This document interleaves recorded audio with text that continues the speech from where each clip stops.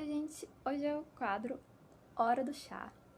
E eu vou fazer esse quadro para conversar um pouquinho com vocês sobre livros, leituras que eu tô lendo, compartilhar, um pouquinho sobre escrita, que eu também gosto de escrever, acho que é muito legal saber algumas técnicas de escrita. E tudo isso acompanhadinha do meu chá da Elixíria e da minha velhinha da Elixíria, que eu vou mostrar aqui pra vocês. Então, o que não pode faltar aqui na minha cabeceira, que eu deixo os livrinhos que eu tô lendo, a minha velhinha e o meu chazinho, que eu gosto de ler sempre tomando chazinho e com a velhinha aromática. Essa daqui minha mãe quebrou ela, mas enfim, ela é uma delícia, eu vou terminar de usá-la mesmo assim. É a Fifth Avenue Breakfast. Ela tem uma nota doce, assim, gente, parece que tá assando uma torta de maçã junto com um cappuccino, uma baunilha. Não, é uma coisa de louco isso daqui. O cheiro disso, vocês não têm ideia. É uma delícia. Eu amo cheiro doce pra ler livros, sabe? Tipo, porque dá um climinha, assim, tão romantizado, não sei dizer. Além de que eu amo o calor, assim, da vela, o barulhinho. Fica um clima muito aconchegante pra ler. Quando a velhinha já tá assim no finzinho, eu vou dar uma dica pra vocês como é que vocês acendem sem queimar o dedo de vocês, tá? Porque eu já queimei os meus, inclusive. Eu tô me filmando sozinha, então não sei se vai dar muito certo, mas você basicamente vai virar ela pro ladinho pra ir vir com o fósforo, tá bom? Vou mostrar ela já acesa. Então eu amo, principalmente à noite que fica essa meia luz assim da vela enquanto eu leio, porque o Kindle também tem uma luzinha que você pode deixar então tudo desligado, só a meia luz, sabe? Eu adoro, que dá pra ler tranquilamente. E eu tô tomando aqui o chazinho Harmonia Vital, que é pro fígado, que eu tô achando que eu tô precisando. Também da Elixíria, tá bom? E agora que tá tudo no climinha pra gente começar a nossa leitura, que é assim que eu gosto de ler e também gosto de fazer os videozinhos aqui pra vocês do Hora do Chá, eu vou falar pro que veio o vídeo. Sem mais delongas. Servidos?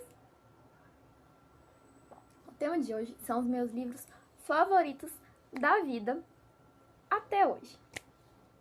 Então vamos lá. Só pra ressaltar que eu não vou pôr em ordem de preferência entre eles, porque eles já são preferidos, tá bom? Então não tem ordem de tipo, ah, falei primeiro, é o melhor. Bom, Os Miseráveis. Esse livro eu li quando eu tava, assim, na quinta série.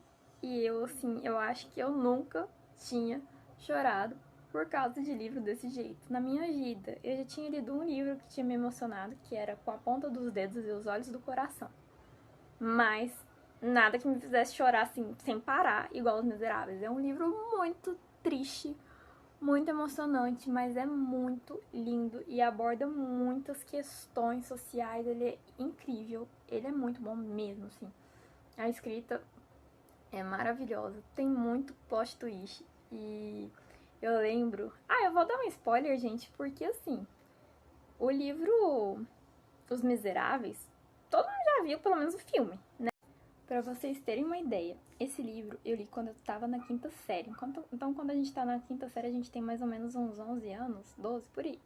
E eu lembro dele até hoje, porque eu nunca reli esse livro.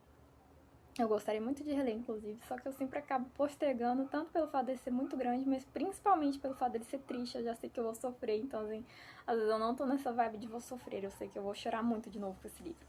Mas pra dar um spoiler, quando eu tinha essa idade de uns 11, 12 anos e eu li, eu chorava tanto que minha mãe ficou preocupada. Minha mãe falou assim, não, Yasmin, deixa, você não precisa terminar de ler ele, não. Porque eu chorava assim, oh, mãe... Eu lembro até hoje, mãe, não é possível. A mulher lá, ela se prostituiu. E mesmo assim, eles tratam mal a Cosette. E não sei o que. E o cara que roubou pão e foi preso. E eu lembro que eu surtei muito com esse livro. Mas enfim, é muito bom. Outro livro que eu li, assim, quando... Acho que eu tô meio que na ordem cronológica de quando eu comecei a ler até hoje. Mas, enfim, outro livro que eu li, assim, ainda relativamente nova, que eu tava no ginásio, assim, foi a Mil e Uma Noites. Gente, eu gosto muito desse livro. Eu acho muito interessante, assim, como você coloca uma abordagem, assim, de fantasia. São histórias, muitas histórias diferentes e fantasiosas, e umas histórias bem do Oriente Médio ali, mas você põe isso no contexto da Sherazade, que vai se salvando por meio de contar histórias. A capacidade de storytelling dela salva a vida dela, literalmente, né? Do marido lá que mataria todas as esposas e não matou ela só porque ela sempre tinha uma história pra continuar. Isso é muito interessante porque o storytelling move muito tudo até hoje. Sei lá, eu acho incrível a sacada do livro. Inclusive, fica até uma dica aí pra quem estiver prestando vestibular, que eu vi uma redação fabulosa de uma menina que usou como metáfora, assim, pra redação dela, pra explicar o tema, a Sherazade. Gente, eu não lembro se foi da Unicamp, o que foi, mas eu achei genial, porque, assim, eu sempre gostei de ler, mas eu tinha um pouco essa coisa de achar que a gente citava mais filósofos. Eu via mais os professores falando, cita tais frases, tais coisas de tais filósofos, papapá. Só que eu não via muitas pessoas citando, assim, um personagem fictício. E a menina citou isso na redação, gente, e ficou tão massa, ficou tão interessante. O jeito que ela linkou uma coisa com a outra, com essa parada da Sherazade, que não sei explicar. Foi uma redação, assim, literalmente foi nota 10. E foi muito boa mesmo. E então, assim, depois vocês procuram quem tiver, assim, nessa fase. Outro que entrou pra minha lista de favoritos foram As Aventuras de Sherlock Holmes, que promete ser um compilado das melhores histórias resumidas do Sherlock Holmes. Eu não lia Sherlock porque, assim, eu não gostava tanto, assim, dos filmes. Tinha algumas séries que eu gostava, mas os filmes eu sempre achava que tava faltando alguma coisa. Então eu achava que eu também talvez não ia gostar tanto dos livros, mas eu amei, mesmo sendo essa versão mais resumida, mais com algumas histórias só. Bem curtinho, muito fácil de ler, você lê, assim, uma tarde. Eu amei, inclusive eu quero ler mais Sherlock, isso me faz lembrar que eu quero ler livros maiores dele. E é muito bom mesmo. Muito melhor que livro. Gente, eu não sou dessas leitoras que fica tipo, é muito melhor o livro do que o filme, muito melhor o livro do que o filme, mas esse é. Eu não gosto tanto das adaptações. E eu li esse e comecei a ler um outro do Sherlock que é bem mais elaborado, as paradas pra ele descobrir como. Porque eu tenho uma sensação, assim, que às vezes o filme, tem alguns filmes que eu já vi do Sherlock, que foca pouco na forma que ele descobriu aquilo. Tipo assim, o filme fica muito histérico, mostra ele resolvendo o caso e luta e papapá, mas mostra pouco qual foi a inteligência por trás que ele usou pra pegar as pistas que chegou a desmembrar quem é o assassino, o que aconteceu, como que foi feito, entendeu? E o livro foca bastante nessa parte, que é o mais interessante pra você pegar a linha do raciocínio, né? Gente, quase tudo aqui mesmo vocês vão ver que é clássico. Gosto de livros clássicos e pronto. Agora eu vou falar de um classicão que eu amo. Amo. Memórias Póstumas de Brás Cubas. Gente, eu sei que o mais famosinho, assim, do Machado de Assis, que todo mundo, ama, blá blá blá, é a Capitu lá, o Capitu e Bentinho. Até esqueci o nome do livro agora. Dom Casmurro. Mas eu, particularmente, gosto mais do Memórias Póstumas de Brás Cubas. E eu vou explicar por quê. Eu amo narrador irônico. Eu amo narrador com muita ironia. E eu acho o narrador do livro de Memórias Póstumas de Brás Cubas o mais irônico possível. E sobre um assunto que é bem interessante, que é a morte. Então ele abrange isso ali, principalmente no comecinho do livro, sobre a forma de que ele morre, como ele é levado, e o que ele vê, como ele vê ali as pessoas. Então eu acho muito interessante, tanto a forma que ele enxerga essa parte espiritual, de como ele teria sido levado, quanto essa parte de como ele vê de fora as pessoas no enterro dele, e como ele vai lembrando a vida dele com bastante ironia. Inclusive, toda vez que eu vejo uma Marcela, eu lembro Marcela Mome durante não sei quantos contos de réis, não sei o que lá, eu fico rindo. Enfim, não dê Marcela pras filhas de vocês. Brincadeira, gente, Marcelas não me cancelem. Mas eu gosto bastante dessa ironia dele, na forma de ir contando, até essa parte. Eu amo também aquela frase lá que dedico com saudosas lembranças essas memórias póstumas para os primeiros vermes que roeram as minhas frias carnes. sei lá, eu amo esse livro e toda a esquisitice dele.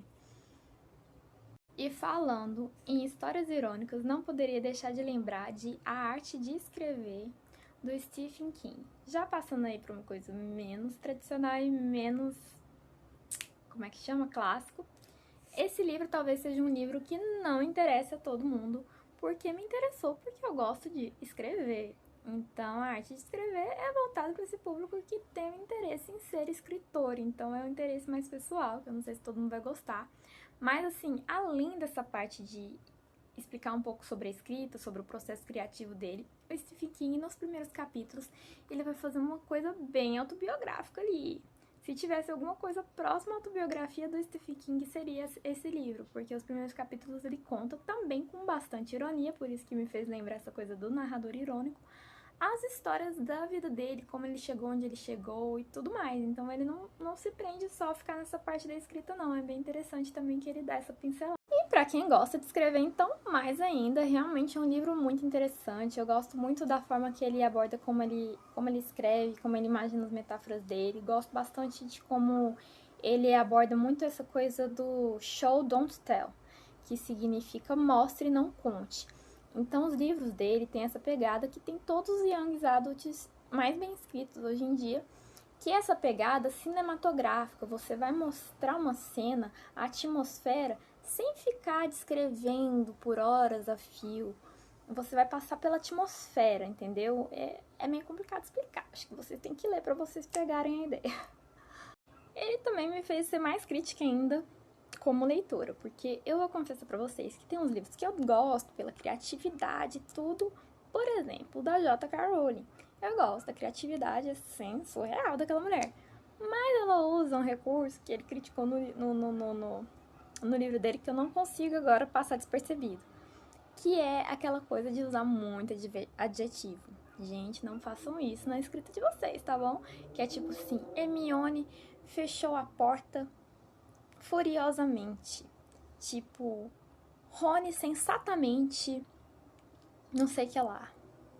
Harry Potter furiosamente, blá blá blá. Gente, eu não sei se são só as traduções, porque eu realmente li os livros do Harry Potter em português, não em inglês. Mas ela usa muito adjetivação, advérbio, adjetivo. E o Stephen King fala sobre isso. Então, assim, eu vou confessar pra vocês que se antes eu li alguma coisa eu não entendi porque eu não gostava. Hoje em dia eu já leio e já penso, a pessoa escreve mal quando usa muito advérbio, sabe? Então, assim, se não tem nada de tipo, nossa, mas tá, escreveu mal isso e aquilo, não foi tão legal. Se não tem nada de super criativo no livro, igual tem o da J.K. Rowling lá do Harry Potter, que é muito criativo e aí ganha compensação em outras paradas, e a pessoa... Então o livro não tem nada de extraordinário. E a pessoa ainda escreve com advérbio, adjetivo, eu já falo, putz, escreve mal pra caramba. E tem um monte de young adult que usam muito advérbio, adjetivo. Deixa a escrita bem pobrinha. Porque entra essa parada de show don't tell. Você não tem que me contar que ela falou sensatamente. Você não tem que me contar que ele bateu a porta furiosamente. Você tem que me mostrar. Você não tem que me contar que aquele balcão, aquele bar era todo engordurado e ceboso. Você não tem que dar adjetivo. Você vai ter que me mostrar pela atmosfera das coisas, pelo clímax que tá a história, entendeu? Então, por exemplo, se você quer falar, ai, o bar era pé sujo e o balcão tava engordurado e a mulher tava mal-humorada, você não vai me falar isso. Você vai mostrar nos diálogos da mulher que ela tá mal-humorada. Você vai falar um pouco da atmosfera do lugar. Então, aí vamos supor, você quer falar que o bar é engordurado. Em vez de falar isso, você vai falar: entrei e aquele bar já se mostrou que era típico bar de estrada, onde as conversas corriam e meio ao cheiro de fritura do peixe. Entendeu? Tipo assim, falou do cheiro de fritura, falou que é bar de estrada, então você já explicou que o bar é pé sujo, que o bar tá fedendo a fritura porque é todo engordurado. Você já, tipo, você não precisa me falar os adjetivos, os advérbios. Aí a mulher respondeu, tipo, você pediu um drink e ela falou que não tinha aquele drink de viadinho, não. Pronto, já mostrou que a mulher é mal-humorada do caralho, entendeu? Você não precisa vir. Ai, porque ela falou mal-humoradamente. Por favor. Por favor. Isso é porque você não sabe escrever. Então, fica aí a dica. Gente, o vídeo começou a ficar muito longo. Então, deu uma pausazinha. Eu acho que eu vou dividir ele em duas partes. Então, essa é a primeira parte. E eu posto na semana que vem a segunda parte. Porque são muitos livros que são meus favoritos. Nem tanto assim, mas eu fui querer explicar detalhadamente cada um. Então é isso.